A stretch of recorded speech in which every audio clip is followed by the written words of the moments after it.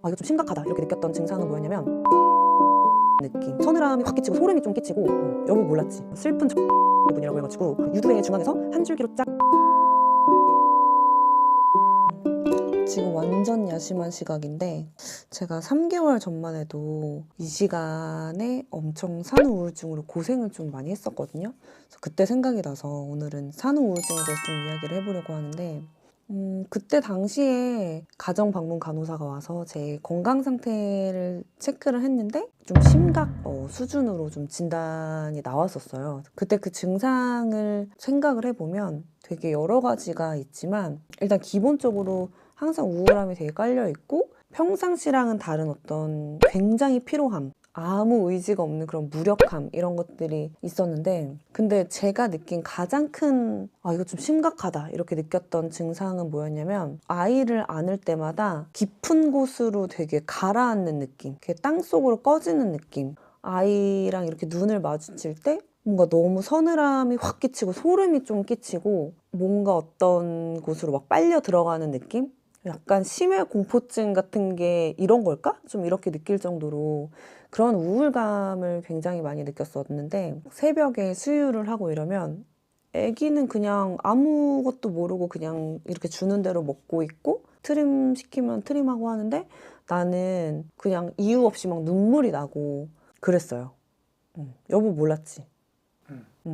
그래서 이게 내가 좀 지금 심각하구나 이런 것들을 좀 깨달았었고 나중에 조금 극복이 되고 나서 산후우울증을 겪었다는 내 주변 사람들이랑 이야기를 해보니까 나보다도 심했던 사람들이 있더라고. 창문 열고서 정말 뛰어내리고 싶었다는 친구도 있었고 한 명은 정말 아기를 이렇게 침대에 확 던져버리고 싶었다 이런 친구도 있었는데 그 이야기를 들을 때 하나도 놀랍지가 않더라고요. 왜냐면 나도 되게 공감을 했으니까.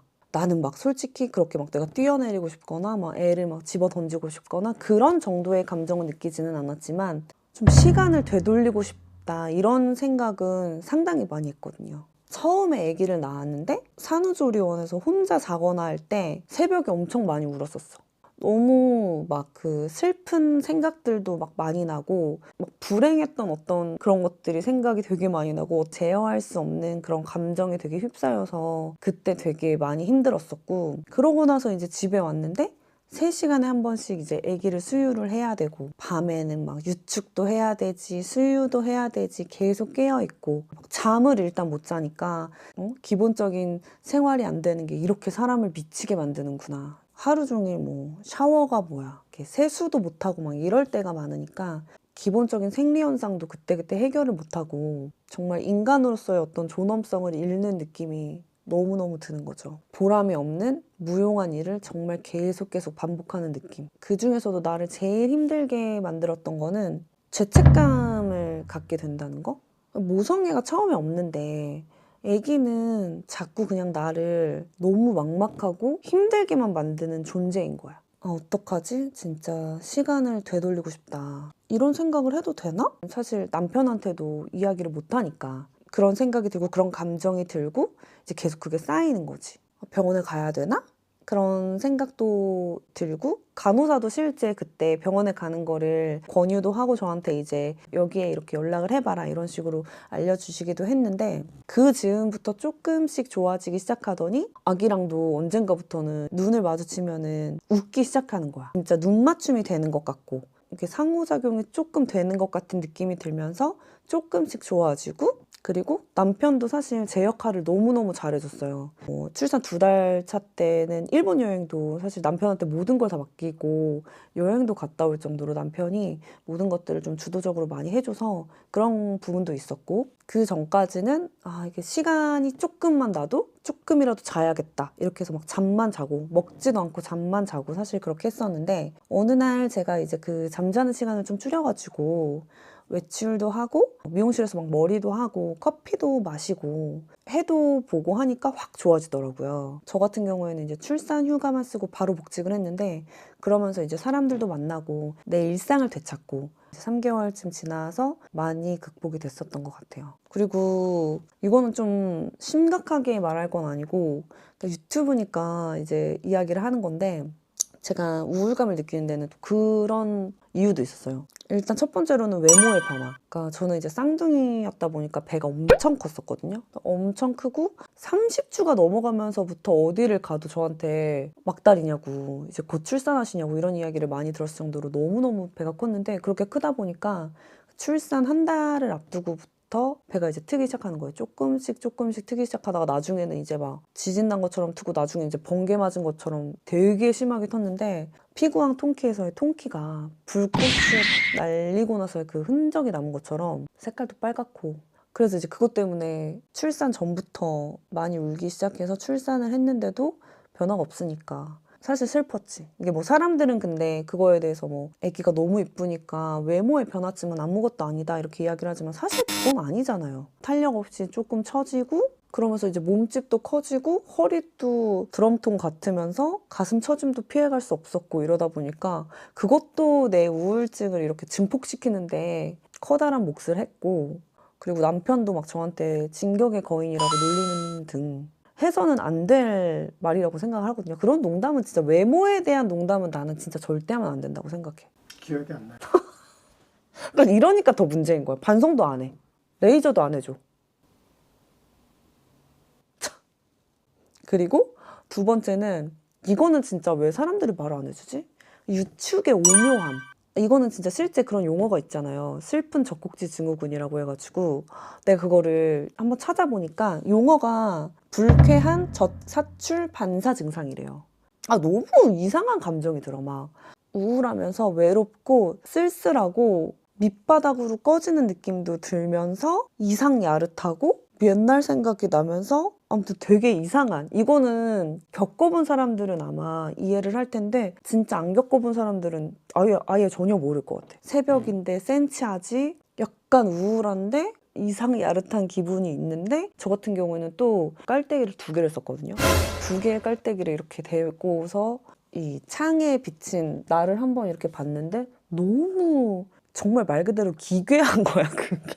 그 모습이 너무 더 현타가 오면서 그거 진짜 우울했어요.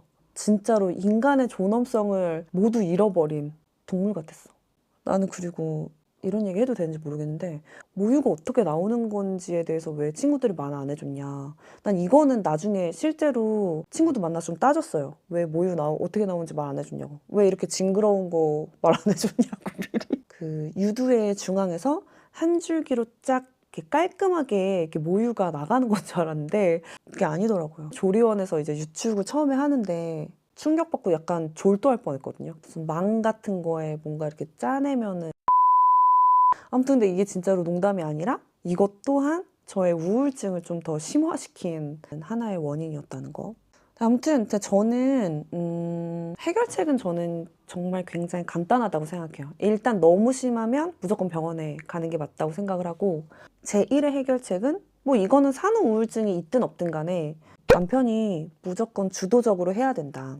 임신 출산은 여자한테 너무 변화가 많아요. 굉장히 이 몸에 부담이 가고 무리가 가는 일인데 거기에다가 이제 바로 또 육아에 투입까지 돼야 되다 보니까 몸 상태가 이제 정상이 아니기 때문에 남편이 어쨌든 도와준다는 개념이 아니라 정말로 더 주도적으로 나서서 해야 된다라고 생각을 하고 실제로 저 같은 경우에도 저는 이제 그 당시 때는 제가 유축하고 정말 수유하는 거 빼고는 모든 걸 다 남편이 해줬기 때문에 그 부분은 진짜 너무 고맙게 생각을 하고 있거든요. 두 번째는 시간이 부족하긴 하겠지만 그래도 많은 대화가 필요하다고 생각을 해요.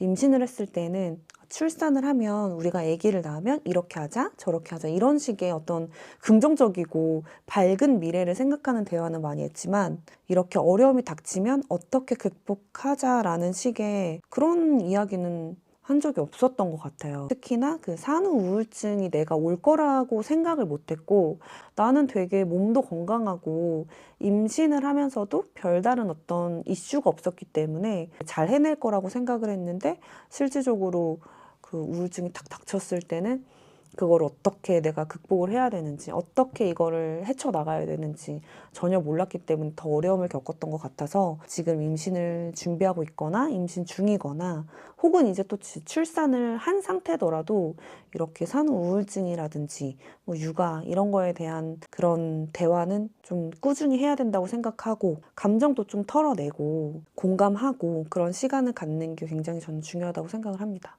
마지막은 죄책감에서 헤어나오는 거. 그러니까 저도 이런 말을 못했다고 했잖아요. 남편한테도 못했고 가장 가까운 사이한테도 못했고 주변에도 못했어요. 정말 임신, 출산, 육아는 케이스 바이 케이스라서 사람마다 편차가 너무 크거든. 주변에서 친구들은 다 애를 낳으니까 내 세상이 바뀌었어. 모르던 세상이 갑자기 보여.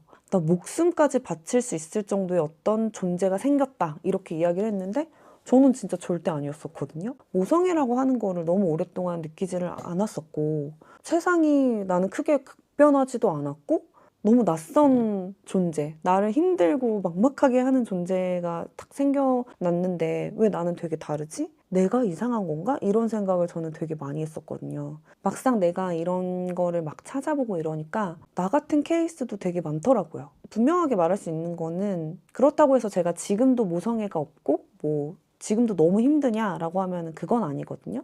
그래서 저는 모성애는 정말로 이렇게 교감을 하고 시간이 흐르면서 서서히 생겨나는 거라고 생각을 해요. 이런 어떤 육아를 하면서 어떤 어려움을 겪고 이러는 게 절대 나만 겪는 게 아니다. 그리고 나만 못하는 게 아니다. 왜 나는 이런 목숨을 바칠 정도의 왜 그런 생각이 아니지? 이런 준비가 안 됐던 사람이었나? 이런 어떤 자기 검열? 이런 거에서 좀 벗어나는 게 나는 중요하다고 생각해요. 그 자체로도 나는 되게 내가 대단한 일을 했다고 생각해. 지금 생각하면.